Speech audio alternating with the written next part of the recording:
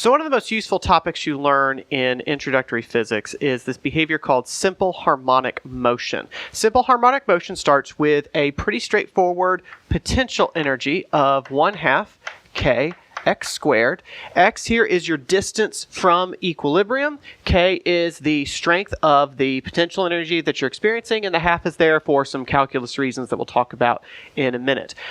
You can graph this as a potential energy versus x, and it's pretty straightforward. It's just a parabola, right? And there's all sorts of things you can do with parabolas. You can move them up and down, you can shift them left and right, you can broaden them, you can stretch them, whatever. But you know, there's only one parabola. It looks like this, or it's upside down. We like the one that's like this because then the particle stays inside. You drop a particle inside, maybe it's a marble, maybe it's an electron, and it's going to roll downhill, and it's going to oscillate back and forth because it's going to lose some potential energy as it rolls downward and gain kinetic energy, so it's going to get faster. That kinetic energy is going to allow it to shoot past the equilibrium point here. So this is the equilibrium point, is x equals 0. It'll shoot past that and go up to the same height. If we don't have any energy lost to the surroundings, like friction or air resistance, then it'll just oscillate to the same height over here. It will have converted all of its kinetic energy into potential energy again, and then it repeats the cycle going back the other way. So you just have kinetic energy and potential energy trading hands. You can turn this into a force because we like potential energy. It's a nice visual, but the actual mathematics comes out in a force by taking the negative derivative of this thing. So force you can always think of as the negative derivative of potential energy. So you put a negative in front of here.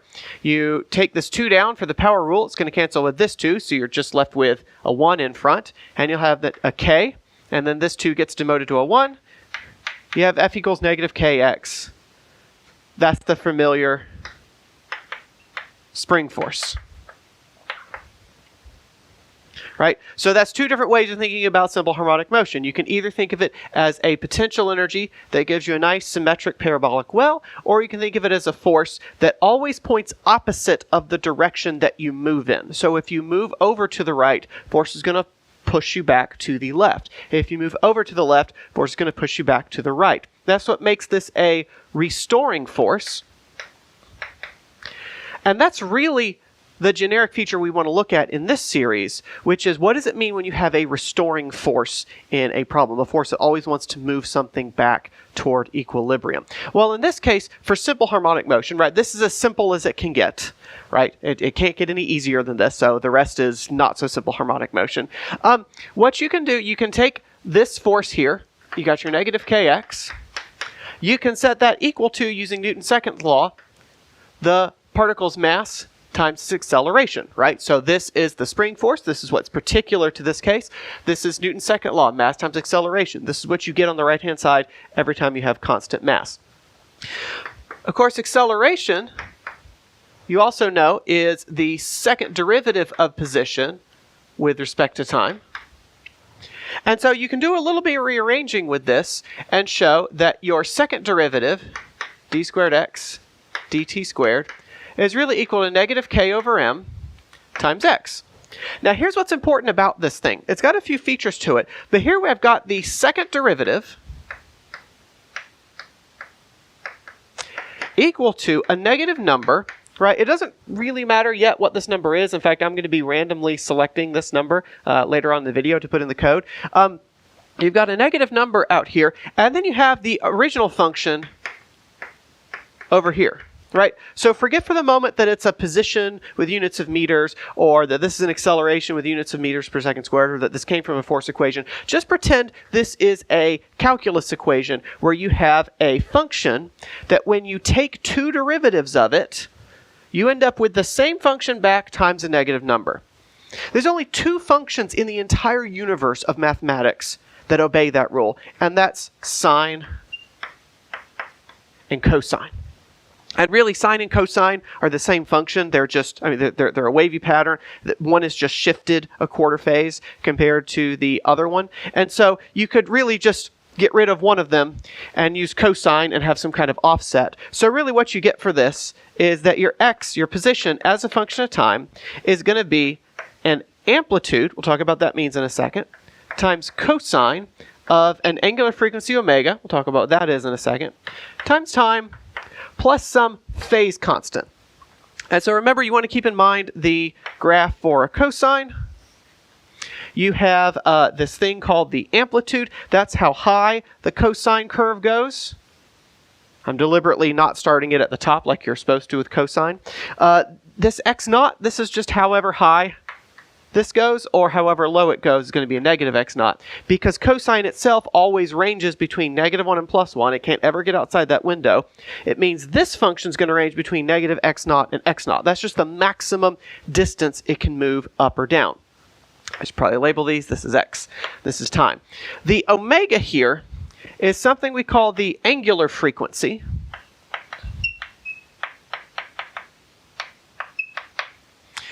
It's got a couple of things that we need to know about it. First thing we need to know is that it's equal to 2 pi divided by the period, right? The universe seems to like to work in terms of angular frequency, but humans like to work in terms of period. Period is the distance from one peak to the next. It's the amount of time that it takes for you to go from one peak to the next, the amount of time it takes for the motion to repeat itself. 2 pi divided by the period. It's also equal to, if you do up this differential equation here, this is equal to square root k over m. All right. And this is really the important result, is this angular frequency and period business, because that's the thing that really makes one cosine curve different from the other. The last piece is this phi. That's just how far offset the thing is. So that's your initial offset. The offset doesn't really matter because that's just a difference of when you started your stopwatch during your simple harmonic motion experiment. The really important thing, the thing that we'll use to compare one result from another, is this angular frequency here, this omega.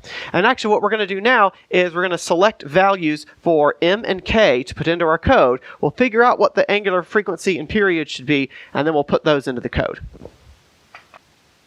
So I've retrieved some important physics equipment. I've got a box to roll a couple dice in, and I've got a D8 for determining the spring stiffness, and I've got a D12 for determining the mass. So the D12 will be M, the D8 will be K. Just to show you how well this thing works, I'm going to randomize these live on the video. Here goes.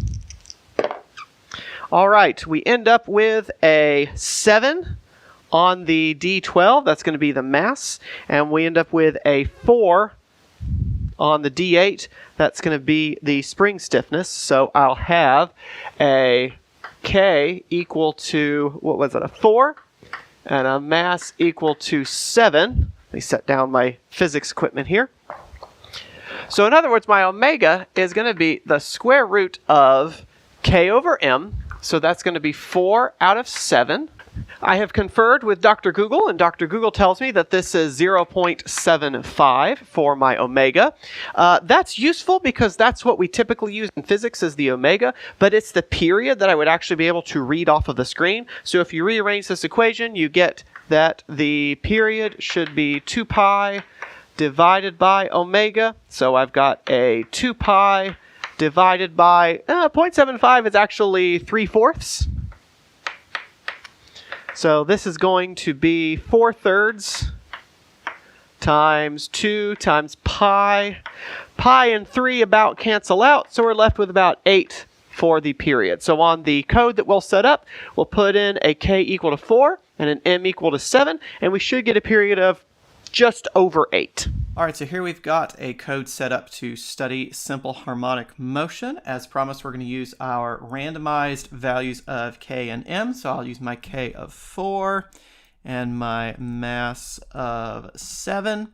That k is going to go into my restoring force here. So specifically, we're looking at a spring right now. Later, we're just going to generalize this to the concept of a restoring force. So this force could depend on time, position, or velocity, or any combination thereof. So I'm going to go ahead and pass all that information into this function. Even if I don't need it, it's okay for me to have it. And so we're going to return the Hooke's law spring force here, negative k times x, negative spring stiffness times the distance from equilibrium. That's going to get used down here in the animation loop. We'll come back to all of this lovely stuff in just a second. But the animation loop is going to run incrementing us a time step forward each time. So in each frame of this animation, we're going to move time forward by a small amount dt. We're going to update x by adding on to that v times dt, and we're going to update v by adding on to that force over mass times dt. And we're getting this force from the restoring force. Now, later on in the next video, we're going to be able to add on to this other stuff. But for right now, we're just going to have the spring force just to confirm that this works out the way that we predicted. The way we're going to visualize this is using two different windows. First, we're going to make a graph of the position. This is going to be the basic way that we'll tell what's going on. So we're going to make a graph that's going to be position versus time. We're adding to that graph a curve object that's going to be colored red. It's going to be located in the position graph. And we're going to plot on there in each frame time, comma, x. So time is going to go on the horizontal axis, x is going to go on the vertical axis. So every time we use this plot function, we're going to add one data point, which means every time I call this plot function in the loop, I'm going to add another data point to the graph. I'm going to add another value of time and another value of x. So each time I go around the loop, I add one more data point. So each frame in the animation gets one dot on the graph. The other way we're going to visualize this is with an animation. So I'm setting up here a curve. The way the curve works in VPython is you give it a set of points. You give it a list of points that you want to have connected in a nice smooth curve. And so the way I'm creating those points is just going from -2 to 2. That's a fine range. We'll just try not to exceed that range. And at each point, we're going to give it an x value and a y value that's equal to the potential energy at that point. So as a reminder for the spring, the potential energy, this PE function here, is 1/2 kx squared. It's the negative integral of this force, or if you like, this force is the negative derivative of this potential energy. And that's going to give us a nice little potential energy function, a nice little parabola landscape for our dot to move around. And so we're going to create a ball here. We're going to give it a position in each frame of the animation that is at the current value of x and the current value of the potential energy. And we're just going to set z equal to 0. We're not worried about 3 dimensions in this series. And so when I run this by pressing Control 2, we're going to see two animation windows. First, we're going to see our window here with our potential energy function.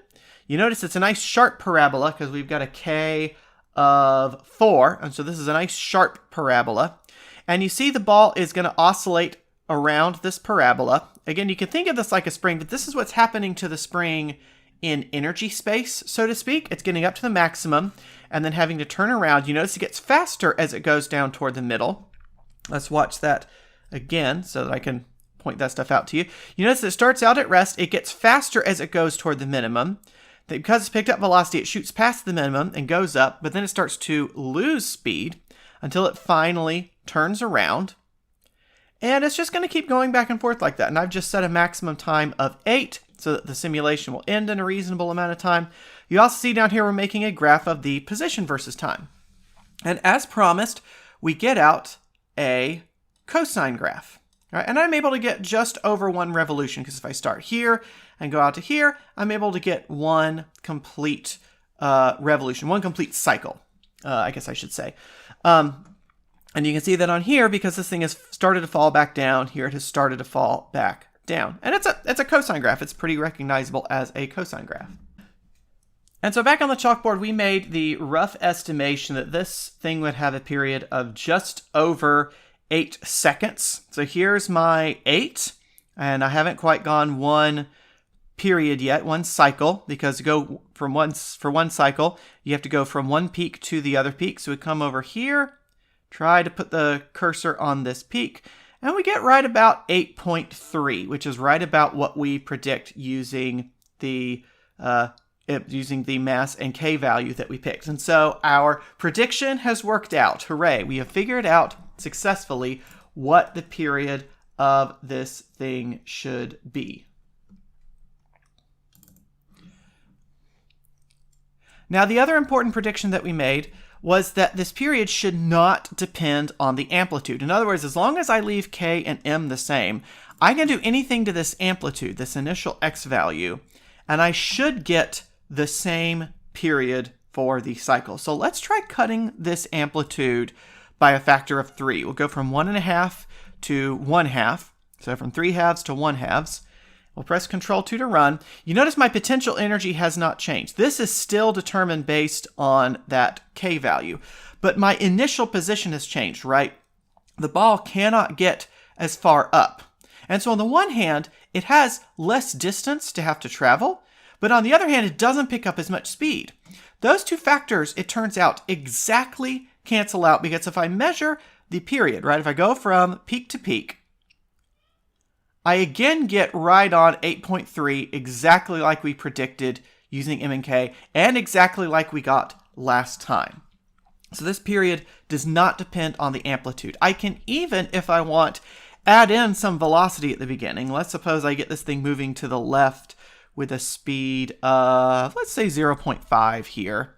So we'll give it some initial kinetic energy. So now instead of being released from rest, it's going to shoot along its initial point. So it's actually going to exceed its initial point here. So we're adding a little bit to the amplitude. You can see that down here because I don't start at a peak. I start at a downward trajectory because I'm moving to the left. So I start with a negative velocity. And my peak here ends up being a little bit higher than 0.5 like we had before. That's the impact of that initial velocity.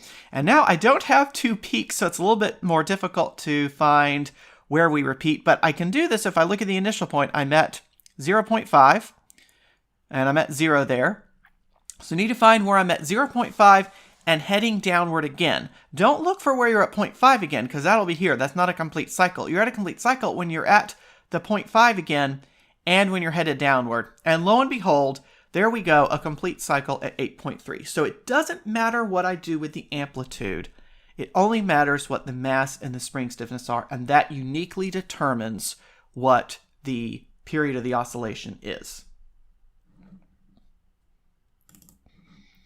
Now, of course, I'm not happy enough just looking at the position. I have a lot of other stuff that I can look at. For example, I can look at the velocity. So if I want to add a velocity graph, what I need to do is take everything I have done for the position graph and repeat it. This is something that it takes students a little while to get used to doing, because setting up a graph takes a few steps, right? First, we have to set up the graphing window. So I'll copy and paste that. I need to set up a velocity graph. We'll call it V graph. We'll give it the labels time and velocity. So that's going to create a window. It's not going to give us any information, though. In order to actually get information, I have to copy this X curve piece, change that to a V curve because I'm getting velocity. And I want to set this inside the V graph. Again, everything I do with position, I have to do for velocity. Well, what else am I doing for position? Well, I'm actually plotting points for position. So I'll take this X curve dot plot, copy and paste it here, change it to a V curve dot plot, T and V. So you see here I've got 3 lines about how I'm setting up the X graph. Here I've got 3 lines about how I'm setting up the V graph. Everything I do for the position graph, I need to do the same thing for the velocity graph. I'm not done yet because I've got one more use of the position graph here. Remember, if I just leave this call to the plot function here, it's only going to give me 1 dot. I need to have the plot function inside the loop so that it will keep plotting in every frame of the animation. I'll hit Control C to copy, Control V to paste, and we'll do V curve dot plot T comma V. Now, X and V, they're already being adjusted, right? They're already being updated here. And so they're just using the updated numbers here in the graph. So now when I press Control 2 to run, I'll have 3 windows. I'll have my animation window here. I'll have my position graph here, and I'll have my velocity graph right here. Now we gave this thing an initial velocity of -0.5. Here it is starting at -0.5, and we should expect it at the end of one cycle to get back to -0.5. So I can measure the period off of the position graph like we did before, or I can measure the period off of the velocity graph because they're going to have the same period. Sure enough, there we go. We've crossed -0.5 at just after 8 seconds. So if I look for where this thing is equal to -0.5, I get an 8.3 seconds, just like we got before. And one of the other things you'll notice, if I change the amplitude, let's go back to having, actually let's leave V as it is. If I change the amplitude of the X, that's going to impact the amplitude of the velocity graph. Right now, my amplitude of velocity is just over 0.6, about 0.625 there. So let's run this now. Now that I've increased x, I'm adding more energy into the system. That's going to change my amplitude for position, and it's going to change my amplitude for velocity, because those two are related. You see here, instead of having an amplitude of 0.6 and some change, I've got an amplitude of about 0.9. I go from negative 0.9 up to 0.9 here. And so the initial values of x and v, those determine the amplitudes for both the position graph and for the velocity graph. You see I'm going up to a new value just over 0.9 here. Now there's other information I might be interested here. I might be interested in the amount of energy in my system. For that I need to again create a new graph, copy and paste. We'll call this one E graph for the energy. So this is going to be energy versus time. Now, this part, I get to be a little bit more efficient than I was before, because I had to create a separate graph for position, velocity, and energy, because those are different things. Those numbers mean different things, right? A position of 1 and a velocity of 1 and an energy of 1, they don't mean anything. Like the fact that those are all equal to 1 doesn't really mean anything special, and it's self-deceptive for me to put those on the same graph, because then I end up thinking that my position, my velocity, my energy are equal at some point, and that doesn't mean anything. We can't add meaning that isn't really there. But what I can do with energy, I'm interested in 3 types of energy, right? I'm interested in the kinetic energy, so I can call that my k-curve, and we'll put that on the energy graph here, and we'll do k-curve dot plot ke, and I can put the potential energy on the same graph. So I can have a P curve for potential energy. I can put that on E graph because potential energy and kinetic energy are both types of energy, right? These are both types of energy, so I can put them on the same graph. I don't have to make a new call to the graph function. I can just put both of those on the same graph. I can't do that with position and velocity, but I can do that with all of my energies. And I'll have a total energy. We'll call that just E. And we'll just call that, we'll call it TE for total energy, sure. Now, here's where I'm making a little list for myself, because I haven't defined what KE is yet, right? If I run this code now, the computer's going to complain at me that it doesn't know what KE is. So I need to tell it what KE is. I need to tell it that KE equals 1/2 times my mass times my velocity squared. And I need to tell it what PE is. Now, this is where it gets a little bit nuanced, because I've already defined PE as a function. So all I really have to do is say PE of x there.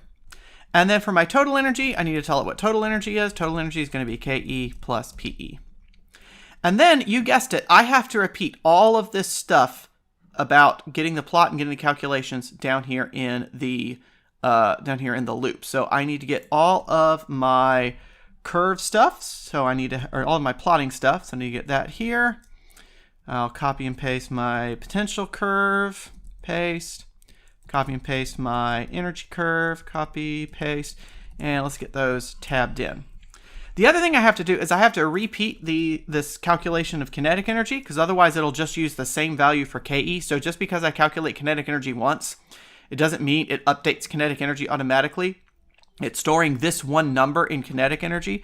So I'll need to put that in here. K equals 1/2 mass times velocity squared. I'll need to copy and paste my total energy here. Notice I don't need to do anything with potential energy, because I'm already calling my function for potential energy here. So I just have to add in something about KE and TE, because my potential energy, I've already got a function set up to calculate that. So now when we run this, we get something really interesting. Quantity number must be an ordinary number. Uh-oh. What did I do? Oh, excuse me. I forgot to put in of x here. The other thing I forgot to do is give these folks different colors so I can tell what they are. So let's make the kinetic energy, yeah, red is fine. Let's make the potential energy blue. Let's make the total energy green. There we go. All right, now let's try Control-2 to run. Plus be an ordinary number. Oh yeah, I have to fix that down here as well, don't I? Okay, yeah. I just got done saying, whatever you do in one spot, you have to do in the other spot. See how easy it is to miss that stuff? So we're sliding back and forth along here just like before. My position graph, my velocity graph are proceeding like usual. Let's check out the energy graph. I've got my kinetic energy in red here. You notice it's increasing at first because the ball is falling down.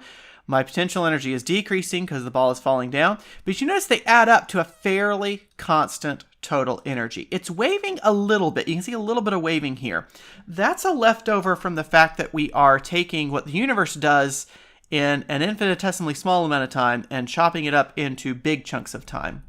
So the first step whenever you have your total energy not constant is to see if you can decrease the dt, decrease the time step. So I'll put a 0 on that. Now that's going to make the program take 10 times as many steps. So we can make it run 10 times faster by increasing this rate. Let me also add a label to each of these curves. I didn't really need this in the position and velocity graphs because those, you know what they are just from the title. But here, let's give this a label of kinetic energy. Oops, excuse me. And then we'll do the same thing here for potential energy. And then do the same thing here for total energy, just so that I can remember what they were rather than having to go back and look back at what the colors meant. Okay, so these are moving along the same. I don't really notice any difference in these by decreasing the time step, but boy, do I notice a difference in my total energy. That waviness is all but gone at this point. And so I've got constant total energy, which is what you would expect when there's just the restoring force. If we start adding in a drag force or a driving force, then we expect this total energy to be changing, but right now it is remaining nice and constant. All right, there is one more graph for us to add, and it's my absolute favorite graph in the world. It's something called phase space. So we're going to create something called a phase space graph. We're going to make it a graph. What you're doing with a phase space graph is you're saying, gosh, it looks like position is kind of doing its own thing, and velocity is kind of doing its own thing. It's nice that I'm able to graph those versus time, but it would be nice to see what is the position doing when the velocity is at a maximum? Or what is the velocity doing when the position is turning around like this, or when it's changing concavity, right? It would be nice to be able to compare those, right? We can't graph them together. We can't graph position and velocity on the same axis. But I could graph one versus the other, right? There's nothing really sacred about putting time on the horizontal axis. It's just the one variable we have absolutely no control over as humans. But what I could do is I could make a graph where on the x-axis I place the position, and on the y-axis I place the velocity. This is a very special type of graph called phase space. So we're going to make a phase space curve. It's so special it gets its own name. So we're going to make a phase space curve equal to g curve. Let's make color equals color dot. Let's go with red like everything else. And we'll put this in the phase space graph. I don't think I need a label on that because I just have the one thing there. And so what we're going to do, we're going to take this thing, we're going to do dot plot, and we're always going to plot this as x comma v. So it'll be the velocity on the vertical axis versus the position on the horizontal axis. So let's grab this, copy it, and paste it into here. And I want to show you this. This is one of my favorite graphs in all of physics. All right, position's doing fine, velocity doing fine, energy doing fine. Watch what the phase space plot does. Here's my position, here's my velocity. It starts to loop down, then suddenly it starts to turn around and come back around on itself, right? We're not supposed to get graphs like this in math because it doesn't pass the vertical line test. Well, we are beyond the vertical line test here, folks. You notice it comes back around and rejoins itself, and it just keeps marching along that same track. You can let this thing run until time equal 100, 1000, whatever. This thing continues along the same track over and over again. This is another picture of conservation of energy, because what this phase space plot is telling you is that you can either have a far out position or a far out velocity, but once you get to the max of one of those, you get to the zero of the other. So a maximum or a minimum of position is zero velocity. A max or a min of velocity is zero position. You can't have a high position and a high velocity, right? It's technically saying the same thing as an energy graph, right? Because my kinetic energy is high when my potential energy is low, and vice versa. I can only have them at a decent value if they're around the same value. This is showing you the same thing in a nice visual pattern. And what we're going to see in the next few videos is that this phase space plot is actually one of the most important views you can have for understanding harmonic oscillating systems.